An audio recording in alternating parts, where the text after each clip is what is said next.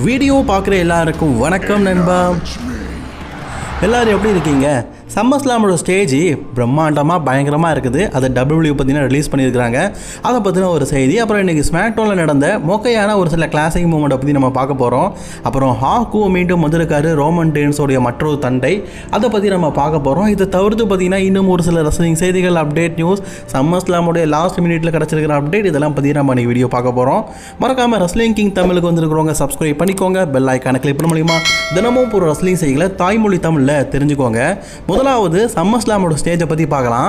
ஸ்டேஜை பார்த்தீங்கன்னா first லுக்காகவே WWE வந்து ரிலீஸ் பண்ணியிருக்கிறாங்க. உண்மையிலேயே பார்க்கறதுக்கு பிரம்மாண்டமாக இருக்குது. இதுக்கு முன்னாடி சம்மர்ஸ்லாம் 2020க்கு முன்னாடி சின்ன சின்ன அரினால, அதாவது மினிமம் பார்த்தீங்கன்னா இப்போ 20,000 அவ்வளோதான், அதுக்கு மேலே நடக்காது. அவ்வளோ ஆடியன்ஸ் வச்சு தான் சம்மர்ஸ்லாம் நடத்திருக்காங்க. கோவிட் இறக்க அப்புறமா பெரிய அரினாவை, ஸ்டேஜ் இல்லாமல் அரினாவை புக் பண்ணி அதில் 25,000, 30,000, 50,000, 60,000 வரைக்கும் ஆடியன்ஸ் இருந்திருக்கிறாங்க. அப்படிப்பட்ட பிரம்மாண்டமான சம்மர்ஸ்லாமுக்கு லாஸ்ட் இயரில் இருந்து தான் ஸ்டேஜ் ஒர்க் அவுட் அப்படிங்கிறத பண்ணாங்க.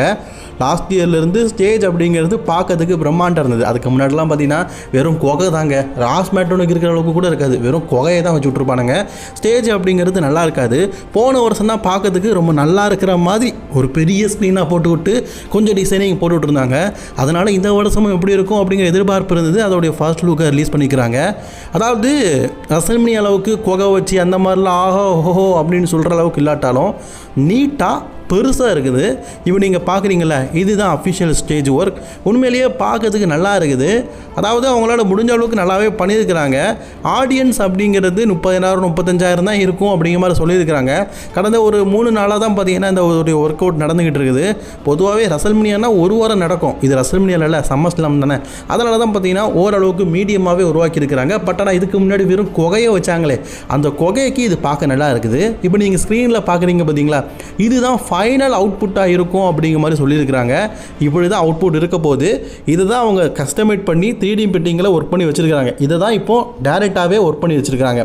அதாவது ஃபஸ்ட்டு ப்ளூ மார்க் போட்டு அதுக்கப்புறமா அதை மாதிரி தானே பண்ணுவாங்க. அதோடைய ப்ளூ மார்க் இது தானா, இதே மாதிரி தான் இந்த ஸ்டேஜையும் க்ரியேட் பண்ண போகிறாங்களாம். நல்லா தாங்க இருக்குது. பங்குக்கும் கோடி ரோட்ஸுக்கும் சம்மர்ஸ்லாம் அமைக்கிறோம், காசை சம்பாதிக்கிறோம், துட்டா அழுறோம் அப்படிங்கிறது ட்ரிபிள் ஹெச்சோட எண்ணம். ஆனால் யாருமே எதிர்பார்க்காத விதமாக இவங்க 2 பேருமே இன்றைக்கி சண்டை போட்டு அப்பா உண்மையிலேயே அப்படியே அரங்கம் அதிர்ந்துட்டுங்க. ட்ரிபிள் ஹெச்சே எதிர்பார்க்காத அளவுக்கு பயங்கரமான வரவேற்பு கிடச்சிது, நொட்டிச்சு. உண்மையிலேயே இவங்க 2 பேரும் சண்டை போட்டுட்ருக்காங்க. ஃபேன்ஸ் பற்றியில் அப்படிங்கிற ஒரு வாய் பார்த்துட்டு இருக்காங்க. என்ன ப்ரோ இப்படி சொல்கிற அப்படின்னு கேட்டிங்கன்னா, ட்ரிபிள் ஹெச்சே வாயை பொழக்கிற அளவுக்கு இன்றைக்கி ஃபேன்ஸ் எல்லாருமே அந்தளவுக்கு பூ பண்ணி இதை ஏற்றுக்கவே இல்லை. பிகாஸ் சிஎம் பாங்குக்கும் பங்குபான ஸ்டோரியை WWE நல்லா கொண்டு போயிருக்கலாம். ரோமனுக்கும் சத்துக்கும் 2 பேருமே ஃபேஸாக இருந்தாலும் எந்த அளவுக்கு ஸ்டோரியை டீப்பாக 2 பேரும் கொண்டு போகிறாங்க.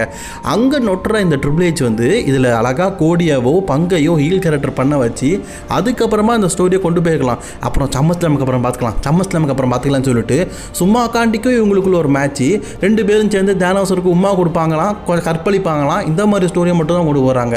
மற்றபடி பார்த்தீங்கன்னா உருப்படியாக இதை ஒரு ஸ்டோரியில் என்ன கொண்டு போயிருக்கிறாங்கன்னா கண்டிப்பாக இல்லை. இவங்க 2 பேருக்கும் வீக்லி ஸ்மாக்டவுனில் வைக்கிறாங்க. என்னத்தை பேச போகிறானுங்க? ஒன்றும் பேச போகிறதில்ல. அவன் இவனை பற்றி பேச, ஃப்ரெண்ட்ஷிப்பை பற்றி பேச அம்புட்டு தான். இந்த வாரம் இவங்க 2 பேரும் மாறி அடிச்சுக்கிட்டாங்க, அவ்வளோதான். ஆனால் ஃபேன்ஸ் மத்தியில் எதிர்பார்த்த அந்த நிகழ்வு இருந்துதான்னு கேட்டிங்கன்னா கண்டிப்பாக இல்லை. ஃபேன்ஸ் மத்தியில் கோடி ரோட்ஸுக்கும் சிஎம் பாங்குக்குமான நிகழ்வு பிடிக்கலை. எப்படியும் அடித்து கேட்க போகிறீங்க, அவ்வளோ தானே. அந்த அளவுக்கு தான் தெரிஞ்சிருக்குது.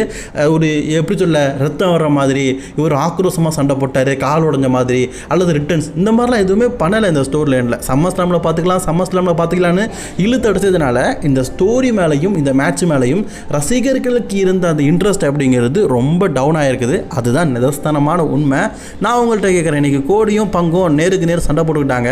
இது என்ன பார்க்கறதுக்கு ரோமன் ரெயின்ஸும் கோடி ரோட்ஸும் சண்டை போட்ட மாதிரியா இருந்தது, இல்லை பங்கும் ரோமனும் சண்டை போட்ட மாதிரியா இருந்தது, ஏதோ சப்பையாக இருந்தது. அதனால தான் ஃபேன்ஸ் மத்தியில் ஒழுங்கான ரெஸ்பான்ஸை கொடுக்கல. இது ட்ரிபிள் ஹெச்சை ரொம்பவே ஆச்சரியப்படுது தான். ட்ரிபிள் ஹெச் சின்ன பசங்கள்கிட்ட கேட்டால் கூட தெரியும் இந்த ஸ்டோரி நல்லாவே இல்லை, மொக்கையாக கொண்டு போகிறேன்னு. அதை கொண்டு நீ இவ்வளோ பிரம்மாண்டமாக நடத்துறிய, உன்னை எங்கே போய் எதை வச்சு அடிக்கன்னே தெரியலையா. WWE பார்த்தீங்கன்னா உமன்ஸுக்கான இன்டீரியம் சாம்பியன்ஷிப்பான மேட்சை சம்மர் ஸ்லாமில் லேடர் மேட்சாக நடத்துகிறாங்க. 5வது ஆளாக யார் செலக்ட் ஆயிருக்கான்னா லாஸ்ட் லெஜெண்டுக்கும் ஜூலியாவுக்கும் இன்றைக்கி ஒரு மேட்ச் நடந்தது. அதில் லாஸ்ட் லெஜெண்ட் பார்த்தீங்கன்னா வெற்றி பெற்றுட்டாங்க. அஃபிஷியலி போஸ்டரை போட்டு இதில் பார்த்தீங்கன்னா லாஸ்ட் லெஜெண்டும் சேர்ந்துருக்குறாங்க அப்படிங்கிற மாதிரி சொல்லப்பட்டிருக்குது. லாஸ்ட் லெஜெண்டுக்கு வாய்ப்பு இல்லை அப்படின்னு நான் சொல்ல மாட்டேன். லாஸ்ட் லெஜெண்டுக்கும் வாய்ப்பு இருக்குது. லாஸ்ட் லெஜெண்டுடைய பர்ஃபார்மன்ஸை பார்த்து WWE பார்த்தீங்கன்னா திகைத்தி பண்ணிக்கிறாங்க.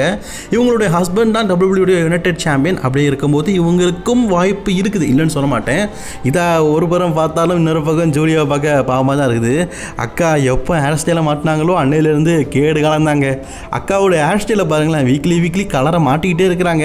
ஒழுங்கான ஸ்டோரியை கொடுக்கவே மாட்டிருக்காங்க. ஜூலியா NXT பொசிஷனையும் மெயின் ராஸ்டர் பொசிஷனையும் பார்க்கும்போது பாவமாக தாங்க இருக்குது. NXTயில் அந்தளவுக்கு கெத்தாக இருந்தாங்க. மெயின் ராஸ்டரில் பாவம் நாடி போயிட்டாங்க. நாரி என்ன சொல்ல. சரி, லாஸ்ட் லெஜெண்ட் வின் பண்ணியிருக்கிறாங்க. அவங்களுக்கான வெற்றி வாய்ப்பு கிடைக்குதா அப்படிங்கிறத வெயிட் பண்ணி பார்ப்போம். இன்றைக்கி டேமியும் ப்ரூஸும் ட்ரூத்தும் அவங்களுடைய டாக் டீம் சாம்பியன்ஷிப்பை வார் ரைடர்ஸ்க்கு அகேன்ஸ்டாக டிஃபெண்ட் பண்ணியிருப்பாங்க. ஆக்சுவலி இது வந்து வின்னர் டேக் ஆல் மேட்ச் அப்படிங்கிறது ஸ்மாக்டவுன் நடக்கும்போது தான் எல்லாருக்குமே தெரியுது. பிகாஸ் WWE எப்படி அனௌன்ஸ்மெண்ட் பண்ணியிருந்தாங்கன்னா இது வந்து world talk team championship match அப்படிங்கிற மாதிரி தான் கன்ஃபார்ம் பண்ணியிருந்தாங்க. ஸ்மாக்டவுன் சைடு இருக்குது வெறும் டாக் டீம் சாம்பியன்ஷிப் இல்லை, சரி வெறும் டாக் டீம் சாம்பியன்ஷிப் அப்படிங்கிற மாதிரி தான் கன்ஃபார்ம் பண்ணியிருந்தாங்க. ஆனால் இன்றைக்கி ஸ்மாக்டவுன் பார்க்கும்போது தான் தெரிஞ்சது இது டைட்டில் வெர்சஸ் டைட்டில்னு.